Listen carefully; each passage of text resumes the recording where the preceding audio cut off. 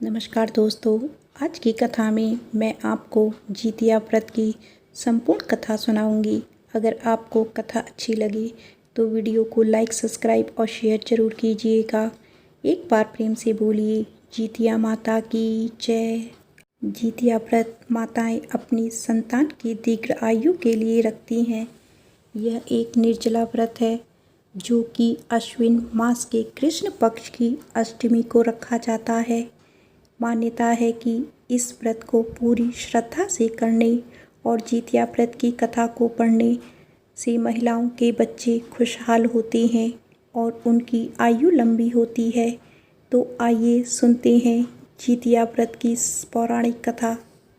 एक बार नैमिषारण्य के निवासी ऋषियों ने संसार के कल्याण हेतु सूत जी से पूछा कि हे सूत जी, कराल कली काल में लोगों के बालक किस तरह दीर्घ आयु होंगे, सो कहिए।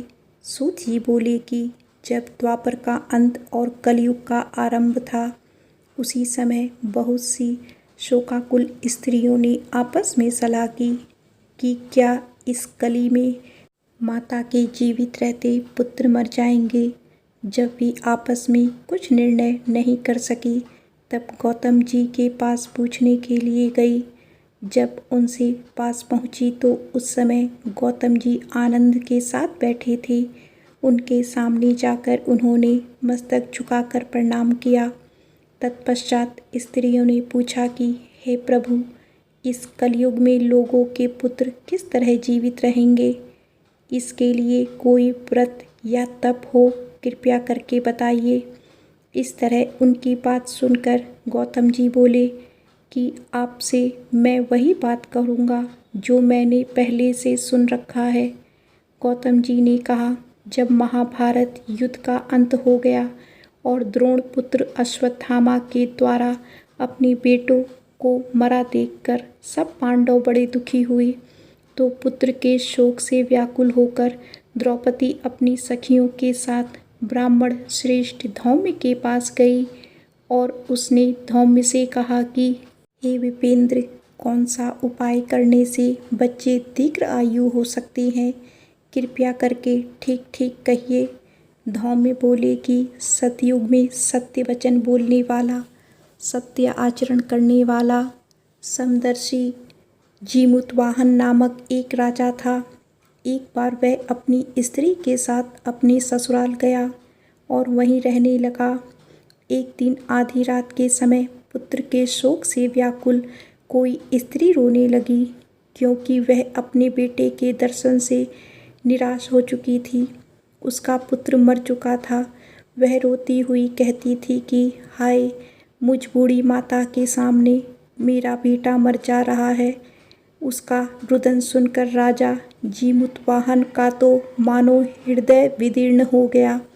वह तत्काल उस स्त्री के पास गया और उससे पूछा कि तुम्हारा बेटा कैसे मरा है। बूढ़ी माँ ने कहा कि गरुड़ प्रतिदिन आकर गांव के लड़कों को खा जाता है।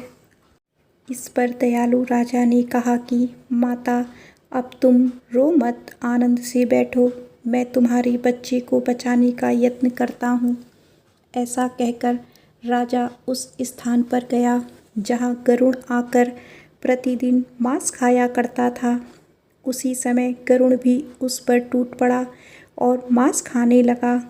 जब अतिशय तेजस्वी गरुड़ ने राजा को बायां अंग खा लिया, तो झटपट राजा ने अपना दाहिना अंग फेर कर गरुड़ के सामने रख दिया।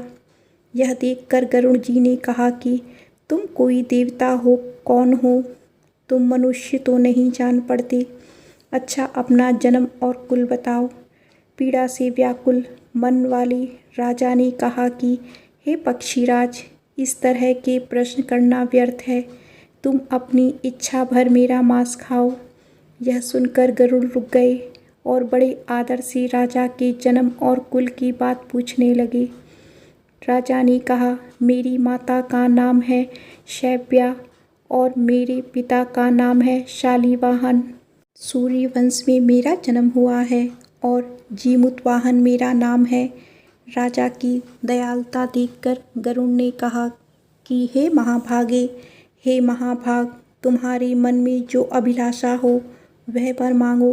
राजा ने कहा, हे पक्षीराज, यदि आप मुझे वर दे रहे हैं तो वर दीजिए कि आपने अब तक जिन प्राणियों को खाया है वे सब जीवित हो जाएं। हे स्वामी, अब से आप यहाँ बालकों को ना खाएं और कोई ऐसा उपाय करें कि जहाँ जो उत्पन्न हो वे लोग बहुत दिनों तक जीवित रहें।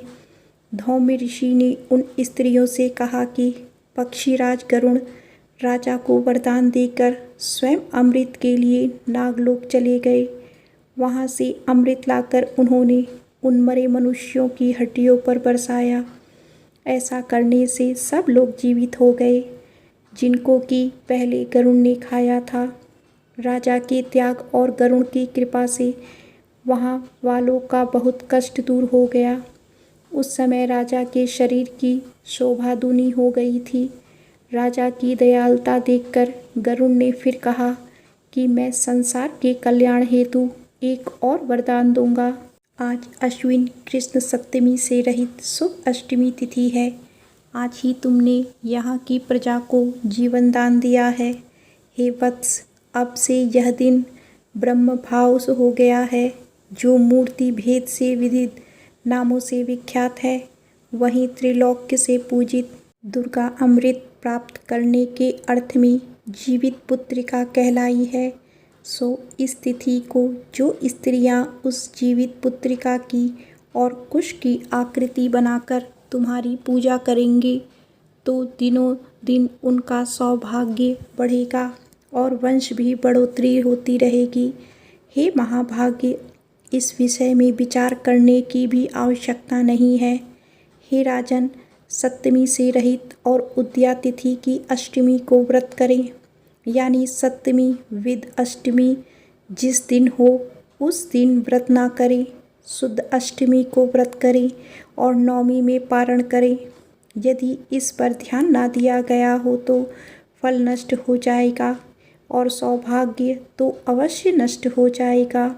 जीमूतवाहन को इस तरह का वरदान देकर गरुड़ वैकुंठ धाम को चले गए और राजा भी अपनी पत्नी के साथ अपने नगर को वापस चले गए। धौम्य द्रौपदी से कहते हैं कि हे देवी, मैंने यह अतिशय दुर्लभ व्रत तुमको बताया है। इस व्रत को करने से बच्चे दीर्घ आयु होते हैं। हे देवी, तुम भी पूर्वोक्त विधि से यह व्रत और दुर्गा जी का पूजन करो तो तुम्हें अभिलाषित फल प्राप्त होगा। मुनिराज धौम्य की बात सुनकर द्रौपदी के हृदय में एक प्रकार का कौतूहल उत्पन्न हुआ और पूर्ववासिनी स्त्रियों को बुलाकर उसने साथ यह उत्तम व्रत किया। गौतम जी ने कहा, यह व्रत और इसके प्रभाव को किसी एक चील ने सुन लिया और अपनी सखी सियारनी को बतलाया। इसके बाद पीपल वृक्ष की शाखा पर बैठकर उस चील ने और उस वृक्ष के खोते में बैठकर सियारनी ने भी व्रत किया। फिर वही मादा चील किसी उत्तम ब्राह्मण के मुँह से यह कथा सुनाई और पीपल के खोते में बैठी हुई अपनी सखी को सुनाया। सियारनी ने आधी कथा सुनी थी कि उसे भूख लग गई और वह उसी समय शव से भरे हुए शमशान में पहुंची। वहां उसने इच्छा भर मांस का भोजन किया और चील बिना कुछ खाए पिए रह गई और सवेरा हो गया। सवेरे वह गौशाला में गई और वहां गौ का दूध पिया। इस तरह नवमी को उसने पारण किया। कुछ दिनों बाद वे दोनों मर गई और अयोध्या में किसी धनी व्यापारी के घर जन्मी। संयोग से उन दोनों का जन्म एक ही घर में हुआ, जिसमें सियारनी ज्येष्ठ हुई और चील छोटी। वे दोनों सभी शुभ लक्षणों से युक्त थी, इसीलिए बड़ी लड़की काशीराज के और छोटी उसके मंत्री के साथ गारपत्य अग्नि के सामने विधि पूर्वक ब्याही गई। पूर्व जन्म के फल कर्म से वह मृगनयनी रानी हुई। जिस जिस भी संतान को उत्पन्न करती वह मर जाती और पूर्व जन्म की बातों को स्मरण करने वाली मंत्री की बेटी ने अष्ट वसुओं के सदृश तेजस्वी 8 बेटे उत्पन्न किए और सभी जीवित रह गए। अपनी बहन के पुत्रों को जीवित देख ईर्ष्यावश राजपत्नी ने अपने स्वामी से कहा कि यदि तुम मुझे जीवित रखना चाहते हो तो इस मंत्री के भी पुत्रों को उसी जगह भेज दो जहाँ मेरे बेटे गए हैं, अर्थात उन्हें मार डालो। यह सुनकर राजा ने उस मंत्री के पुत्रों को मारने के लिए कई प्रकार के उपयोग किए, पर मंत्री पत्नी ने जीवित पुत्रिका के पुण्य फल से बचा लिया। एक दिन राजा ने अपने आदमियों से उन पुत्रों का सिर कटवाकर पिटारी में रखवाया और वह पिटारी उनकी माता यानी मंत्री पत्नी के पास भेज दिया, किंतु वे 8 सिर बेशकीमती जवाहरात हो गए और भले चंगे वे 8 लड़के अपनी माता के पास वापस चले गए। उनको जीवित देखकर राजपत्नी को बड़ा विस्मय हुआ। अंत में वह मंत्री की पत्नी के पास आई और उसने पूछा कि बहन, तुमने कौन सा ऐसा पुण्य किया है जिससे बार बार मारे जाने पर भी तुम्हारे बेटे नहीं मरते। इस पर मंत्री की पत्नी ने कहा कि पूर्व जन्म में मैं चील थी और तुम सियारनी थी। हमने और तुमने साथ साथ जीवित पुत्रिका का व्रत किया था।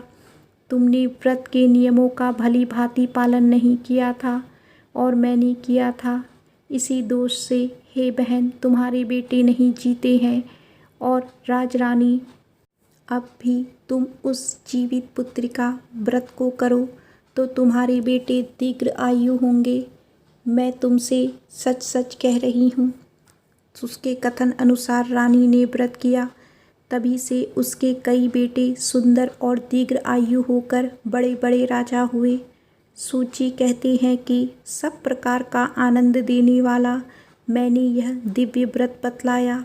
स्त्रियां चिरंजीवी संतान चाहती हो तो विधि पूर्वक यह व्रत करें। एक बार प्रेम से बोलिए, जीमुत माहन भगवान की जय। आइए अब सुनते हैं चील और सियारनी की जीतिया व्रत कथा। नर्मदा नदी के पास एक कंचनवटी नाम का नगर था। वहाँ के राजा का नाम मलय केतु था। उसी नर्मदा नदी के पश्चिम ओर बाटुला नाम की मरुल भूमि थी, जिसमें एक विशाल पेड़ पर चील रहती थी और उसी पेड़ के नीचे एक सियारनी भी रहती थी। चील और सियारनी दोनों ही पक्की सहेलियाँ थीं।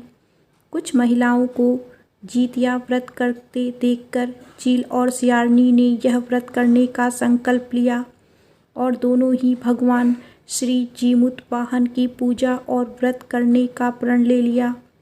जिस दिन दोनों को व्रत रखना था, ठीक उसी दिन शहर के एक बड़े व्यापारी की मृत्यु हो गई और उसका दाह संस्कार वहीं मरुभूमि पर हुआ। मुर्दा देखकर सियारनी को भूख लगने लगी और वह खुद को रोक नहीं पाई, जिसके कारण उसका व्रत टूट गया। परंतु चील ने खुद पर संयम रखा और पूरी श्रद्धा और नियम से अपना व्रत पूरा किया।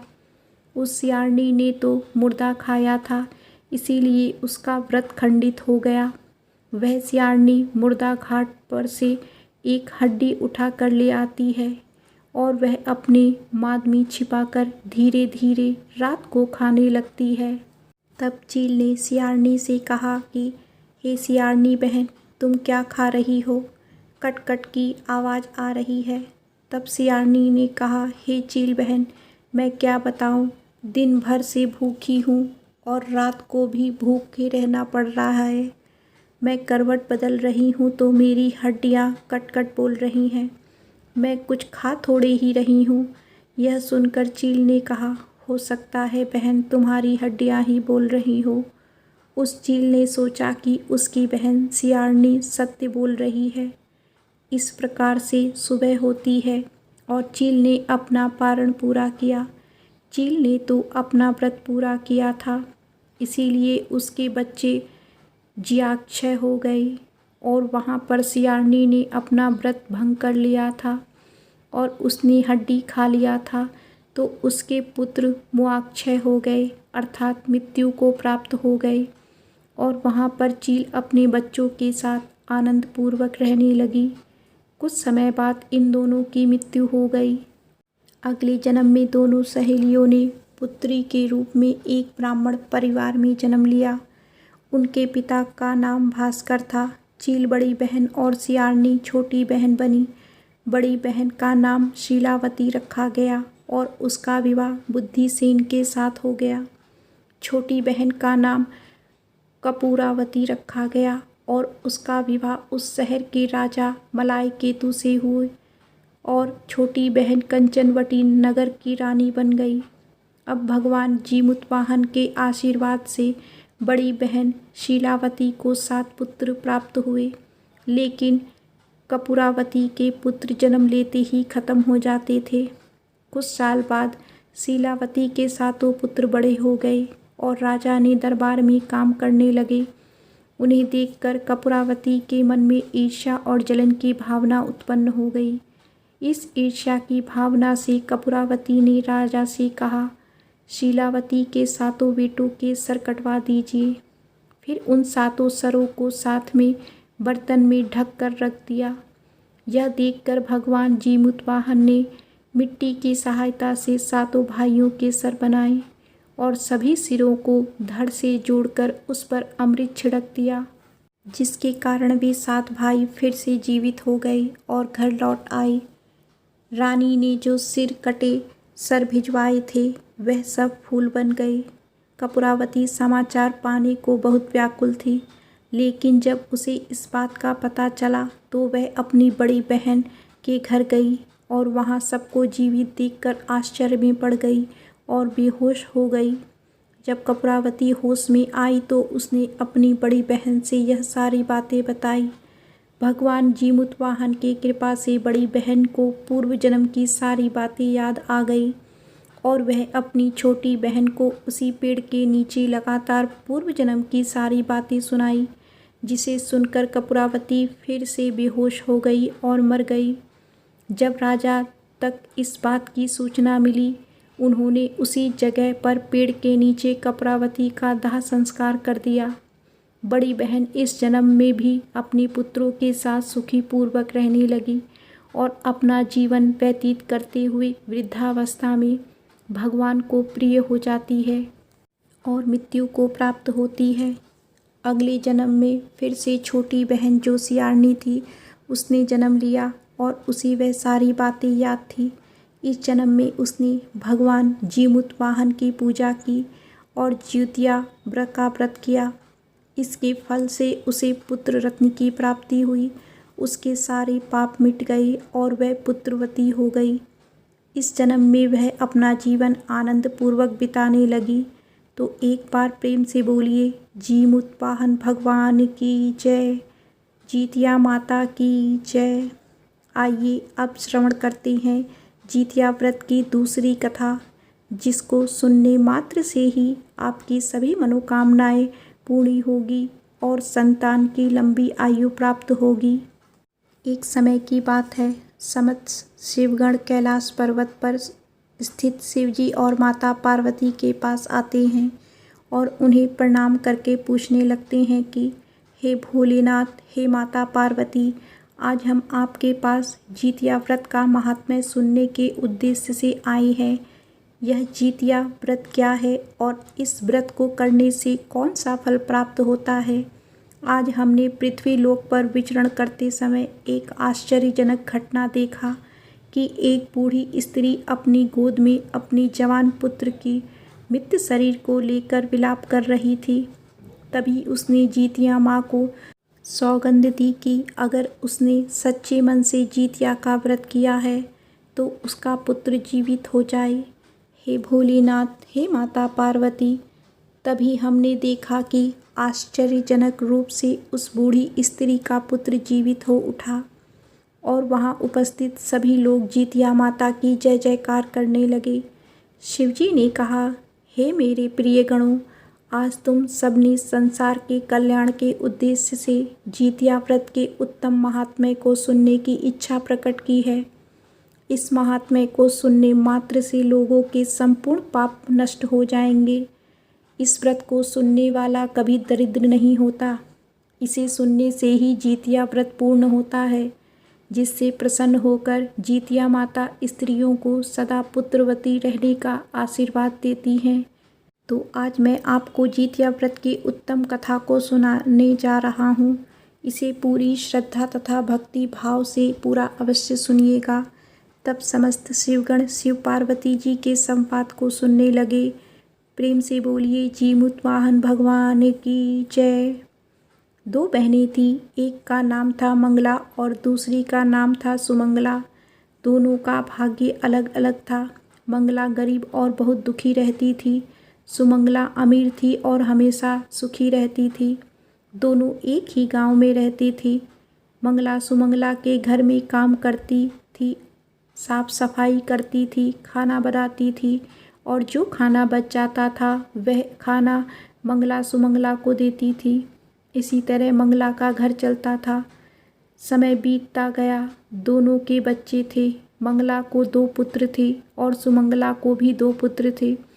जब जितिया का व्रत आया तो दोनों मिलकर जितिया का व्रत रखती हैं। मंगला सुमंगला के घर में काम करती थी।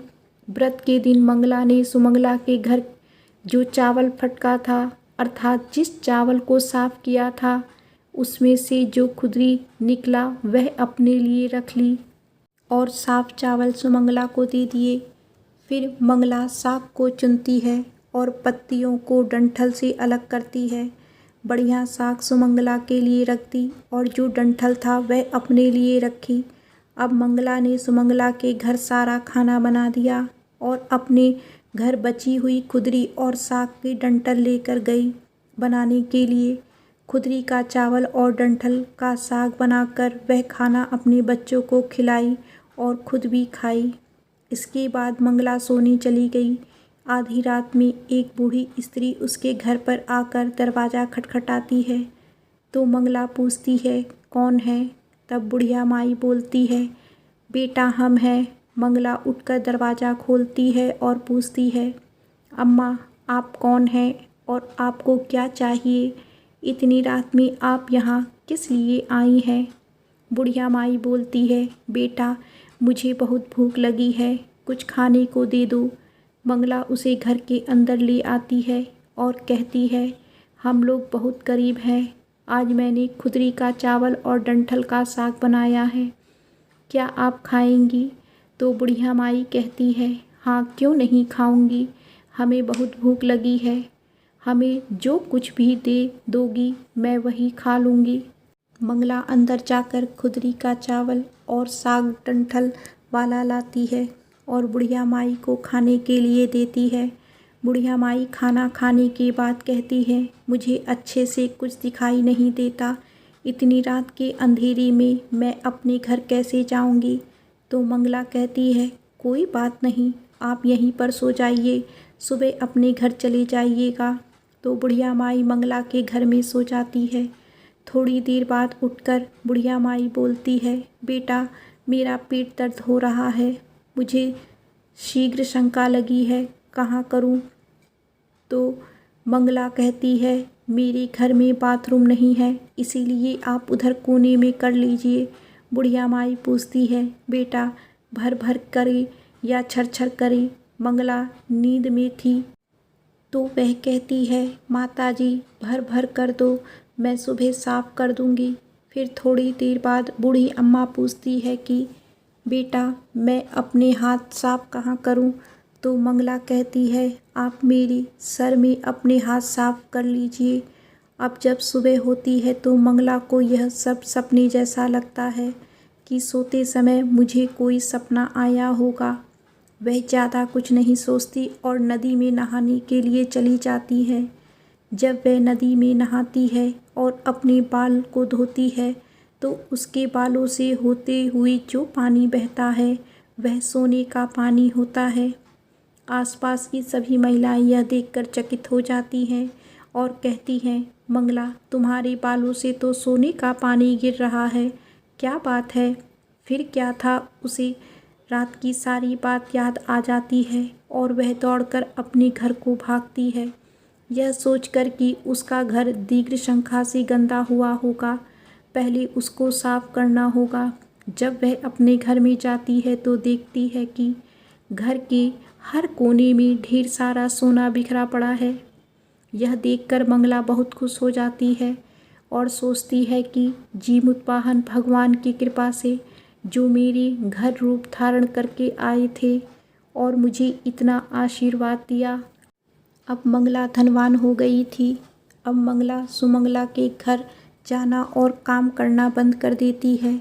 मंगला अब अपना व्रत पूरा करती है और अपने पुत्र से कहती है, जाओ मौसी के घर से तराजू लेकर आओ, यह नापने के लिए कि यह सोना कितना है। बच्चा बहुत खुशी से सुमंगला मौसी के घर जाता है और तराजू मांगता है। सुमंगला पूछती है कि तराजू से क्या नापना है, तो बच्चा बोलता है, मेरे घर में बहुत ढेर सारा सोना है, उसी को माँ नापेगी। सुमंगला कहती है, खाने के लिए तो तुम्हारे घर कुछ है ही नहीं और तुम्हारी माँ सोना नापने मुझसे झूठ कहते हो। तो बच्चा कहता है, नहीं मौसी, मैं झूठ नहीं बोल रहा हूँ। सुमंगला सोचती है कि जब मंगला ने तराजू मांगा है तो कुछ ना कुछ तो ज़रूर ही नापेगी, इसीलिए वह तराजू के पीछे गोंद लगा कर देती है ताकि मंगला जो भी नापे वह थोड़ा सा इसमें चिपक जाएगा। बच्चा तराजू लेकर अपने घर आता है और मंगला जब तराजू पर सोना नापती है तो कुछ सोना का टुकड़ा उसके गोंद से चिपक जाता है।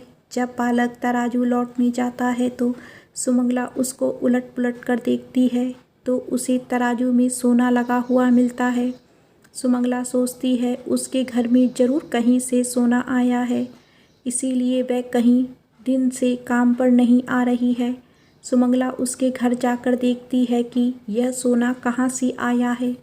जब सुमंगला मंगला के घर जाती है तो उससे पूछती है कि तुम्हारे पास इतना सारा सोना कहाँ से आया है, जिसके लिए तुमने तराजू मंगाया था नापने के लिए।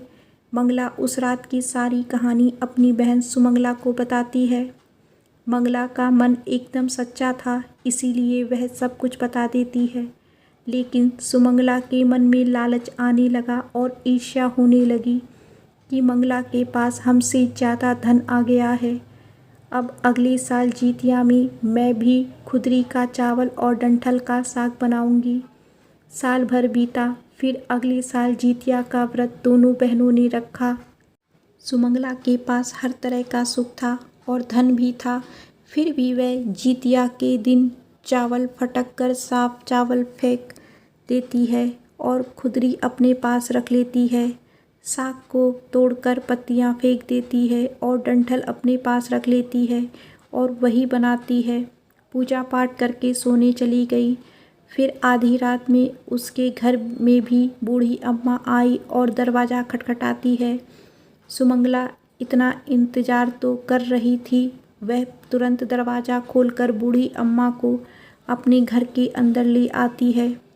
बूढ़ी अम्मा बोलती है कि मुझे बहुत भूख लगी है, कुछ खाने को दे दो। सुमंगला बोलती है, मैं खुदरी का चावल और डंठल का साग बनाया है। बूढ़ी माता बोलती है, कोई बात नहीं, मुझे जो भी दो दोगी मैं खा लूँगी। सुमंगला बुढ़िया माई को भोजन परोस कर देती है और सोने चली जाती है। बूढ़ी माई बोलती है, मैं घर नहीं जा सकती, मुझे दिखाई नहीं देता। तो सुमंगला कहती है, कोई बात नहीं, आप यहीं पर सो जाएं। थोड़ी देर बाद बूढ़ी अम्मा बोलती है, मुझे दीर्घ शंका लगी है, कहाँ करूं? तो सुमंगला कहती है कि वहीं कोने में कर लीजिए। फिर थोड़ी देर बाद बूढ़ी अम्मा पूछती है, भर भर करी या छर छर? इस पर सुमंगला को याद नहीं आता कि मंगला ने क्या बोला था। तो मंगला बोली, माँ छर छर कर दीजिए। फिर बूढ़ी मैया पूछती है, बेटा मैं अपने हाथ कहाँ साफ़ करूँ? सुमंगला कहती है, मेरे सर पे साफ़ कर लीजिए। बूढ़ी अम्मा अपना हाथ सुमंगला के सर पे साफ़ कर लेती है। जब सुमंगला सुबह उठती है तो उसका पूरा घर गंदगी से भरा था और उसके बाल में भी बहुत गंदगी लगी होती है। यह देखकर सुमंगला बहुत दुखी हो जाती है और उसे बहुत गुस्सा आता है। वह अपनी बहन मंगला को बुलाती है और उस पर गुस्सा करती है कि तुमने मुझसे झूठ कहा और मेरा पूरा घर गंदा करवा दिया। तो मंगला पूछती है कि तुमने क्या कहा था, भड़भड़ या छरछर? तो सुमंगला कहती है मैं तो छरछर बोली थी। तो मंगला कहती है यहीं पर तो तुमसे गलती हुई है, और तुम्हारे पास तो सब कुछ था, किसी भी चीज़ की कमी नहीं थी, फिर भी तुमने लालच किया। मेरे पास तो कुछ भी नहीं था, तुम्हारे पास तो सब कुछ था। तुम्हारे घर जीमूत वाहन भगवान वेश बदल कर आए थे, लेकिन फिर भी तुमने उन्हें अच्छा खाना नहीं परोसा। मेरे पास तो कुछ भी नहीं था, इसीलिए मैं उन्हें खुदरी का चावल और साग का डंठल परोसा था। तुमने अपने घर आई भगवान का अपमान किया। सब कुछ रहते हुए भी तुमने साग और भात खिलाया। तुम्हारे पास सब कुछ होते हुए भी तुम्हें लालच नहीं करना चाहिए था, इसीलिए तुम्हारे साथ बुरा हुआ है। सुमंगला को अपनी गलती का पछतावा हुआ और वह दुखी मन से अपने घर चली गई। जैसे उसने किया वैसा उसने फल पाया। तो एक बार प्रेम से बोलिए जीतिया माता की जय। हे जीमूत वाहन भगवान, जिस प्रकार आपने मंगला को दिया उस प्रकार सबको देना। जिस प्रकार आपने सुमंगला को दिया वैसा किसी को मत देना। कहानी कहने वाले, सुनने वाली तथा हुंकारा भरने वाले को पुत्र, धन तथा सुख शांति प्रदान करना। एक बार प्रेम से बोलिए जीमूत वाहन भगवान की जय।